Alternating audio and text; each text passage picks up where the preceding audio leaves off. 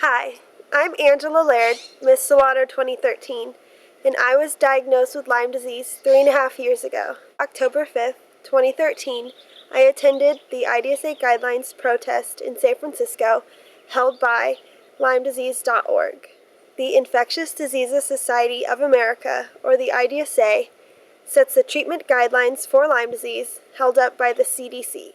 The IDSA guidelines don't recognize chronic Lyme disease, congenital Lyme disease transmitted by partners, and also child autism caused by Lyme disease. The guidelines haven't been revised since 2006.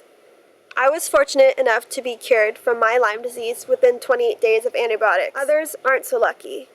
Those who have been misdiagnosed for 10 or 20 years may need years of antibiotic treatment, and insurance companies won't cover them, so it comes out of their own pocket. Thousands and thousands of dollars on antibiotic treatment that may not be enough to cure them.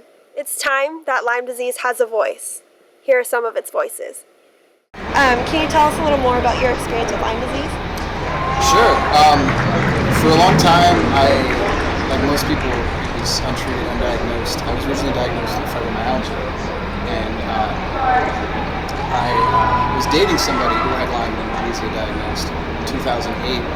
She was very, very sick, and I had read and understood that you can't get Lyme disease from another person. It's not possible, according to the CDC, which is, I guess, what this convention is supporting, which is why the protest is here.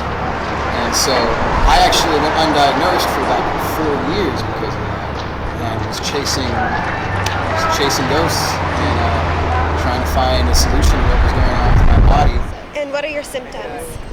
Fatigue, insomnia. I have moving pains that can be either sharp stabbing or I can get joint pain. And I have cognitive difficulties of the brain fog. It's hard to concentrate, hard to retain information. My family fell into the world of Lyme about 8 years ago when my daughter got extremely disabled by Lyme disease. And it was a long, hard slog, but she is much better now. And since I don't have to be paying so much attention to taking care of her, I have been working on trying to change the situation because it needs to be changed. I'm Jordan Fisher-Smith, and I'm here to protest the conference of the Infectious Diseases Society of America, which is meeting in that building. And why is this so important to you? The Infectious Diseases Society of America, or the IDSA as people call them, is a specialty professional organization that sets standards for the care of infectious diseases, not just in the United States, but because the United States is thought of as an advanced country with a very robust medical system, these standards are being replicated in countries all over the world.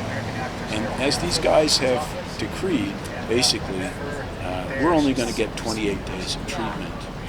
And anything that remains in the way of problems and disabilities and pain and illness after the 28 days must not be Lyme disease.